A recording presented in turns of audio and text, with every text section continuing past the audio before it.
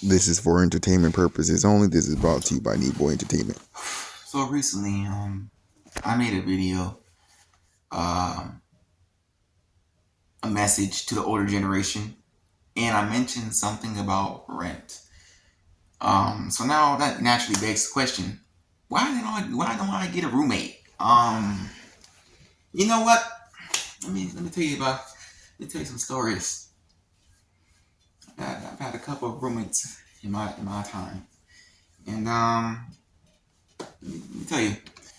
So I had one roommate, right? He was a dude. Um, he was my first roommate. We were pretty good friends, right? Went to college together, all that kind of stuff, right? Okay. This dude I thought was like a normal dude, you know. So we signed the lease. We went to the place. At first, everything was chill. He brought over a girl. I said, "All right, here's what it is. Not my problem." Then he came home with another girl. I said, "All right, that's strange. Okay." Then he came over with another one. At that point, I understood I had just made a grave mistake. This bro was a Casanova. He was a Rolling Stone. Wherever he laid his hat was indeed his home. He, that man was a thought. I've actually had two thought roommate situations, but yeah. So here's what happened. Then I was there. I was just sitting, and one day, one of his girlfriends, she came up to me. She was trying to mess with me. Now at that point, I was kind of conflicted because it's like, do I tell him? But at the same time, this man had a girl for once every 2 months. Do you understand? He had 8 girlfriends. He had a whole NBA team. So I was conflicted. Okay, should I tell him? Or should I tell her that he is cheating on her? That was one of the worst times of my life. Worst 6 months. Do you understand how awkward it is to have to manage that situation? Multiple times I was hit on. At that point, I mentally checked out. I understood the situation was cooked. There was nothing I could do. Number two, okay, I got out the situation. I said goodbye, Chad. The time was not right. All right. Next, I got with a girl. She wasn't my girlfriend or anything. She was just a female friend. Mind you, a friend of Chad. Little did I know, she was basically a female version of Chad. This woman had 12 birthdays and 12 different men. I remember one time I walked in. She had an Indian dude. He was about 40 years old. She was 22. And somehow, I don't know, he managed to find out that she wasn't who she said she was. She got mad. She started crying. I asked, why are you crying? You got 11 other dudes. Now, me, myself, I was just trying to keep it to myself. I wasn't trying to pay attention to nothing. Because I understood from the last situation, the whole thing is cooked. She said, he's the one that bought me the real expensive gifts. I said, okay. So apparently the Indian dude was the one taking her on the trips. Okay, that's fine.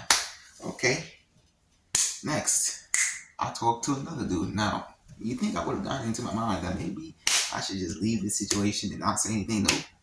I tried to play hero ball again. You know what? I tried to tell the dude. This happened 2 times. I tried to tell the dude. One, homie wasn't even worried. I said, hey, yo, you know that she got like, she's kind of cheating on you, right? And the homie wasn't even worried. I tell you, he was not even worried. Nobody. That man was not worried. You know what he said to me? Oh, it's okay. I got my own side piece. This is just a fling. It's having fun. I said, oh, okay. I understand. Never mind. I told another dude, he was Honduran, actually.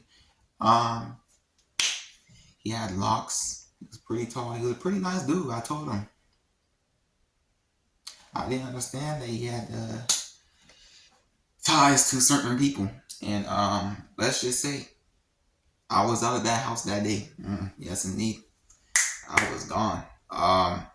He came in. She was with another dude. It was a disaster. I wasn't there though. I had to leave. Anyway, next time, right? I had this guy. His name was Jason. He seemed like he was a pretty cool guy. This time we were in Chicago. He was a white dude. So I was just chilling, right? I was like, you know what? It can't get much worse than this. So I was just chilling. And, you know, he didn't really seem like he was really doing that much. Sometimes he'll have some of his friends over and whatever. At this point, I was working about, let's say, 9-hour shifts. So I was really at the house. One day, you know, I come in.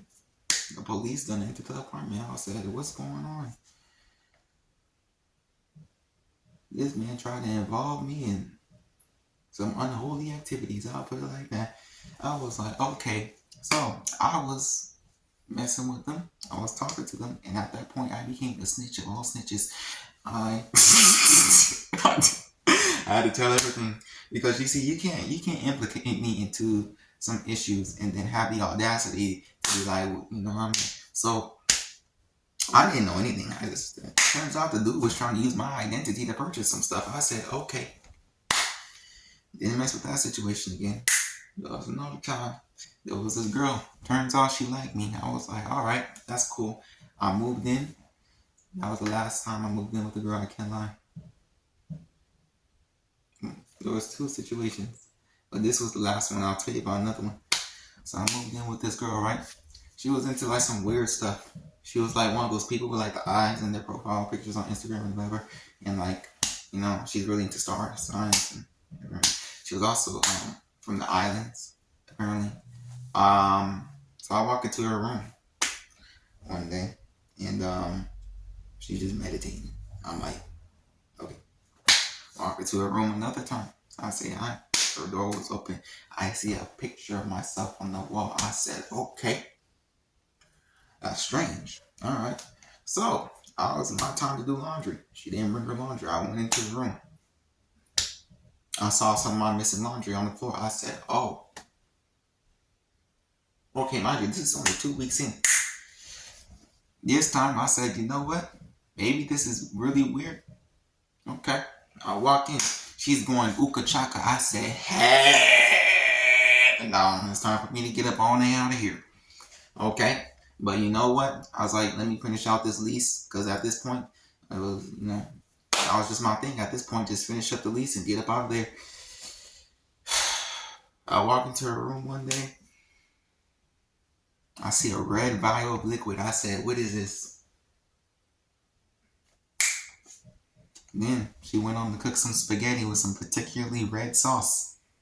I was like, you know, okay. At this point, I was already primed and ready. Because I was like, something is suspicious.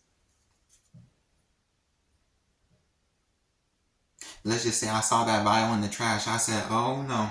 I was like, did she just pour this red liquid into the spaghetti sauce? I was like, no, wait.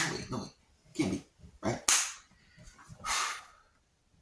Then I remember what my mom taught me one day, and some of the other people, they said that certain people will pour, you feel me, into the pasta.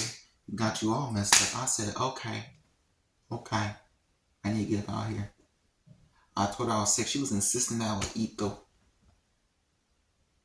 I told her I was sick. So finally I managed to get her to leave me alone. I was out of there that night. I left not everything, but I grabbed all my stuff. I don't know, whatever she had in mind, somehow that she managed to siphon off, she kept that. But I was gone. Haven't heard from her since. There was another time, you know, people are very nasty, I've learned. One time, I'm having a roommate, right? He never cleaned his sheets. He bought them things, they were white, like this shirt. My time, my state ended up here. They were brown. Like army brown. Very brown. Another time I walked in, there was this girl. Um, this roommate situation lasted for about 2 weeks. I couldn't take it anymore. This is when I learned that some people just, again, have terrible hygiene. She was doing her hair all the time. There was hair all over the floor. I remember I walked into that bathroom for the first time. It just smelled like a Chinese fish market. And it smelled like funk. Just a lot of funk. And I was like, oh, this is not going to work. Man, she went like a whole week, multiple weeks, without any semblance of taking a shower or anything. And I was like, okay, this ain't gonna work. I left. So, you know, that's a lot of stories. Essentially what I'm saying is I don't need a roommate, bro. Like, I moved out of the parents' house specifically so that I wouldn't have to deal with other people. And you know what? I'm willing to cough up the extra money if it means I don't have to deal with that. Yeah.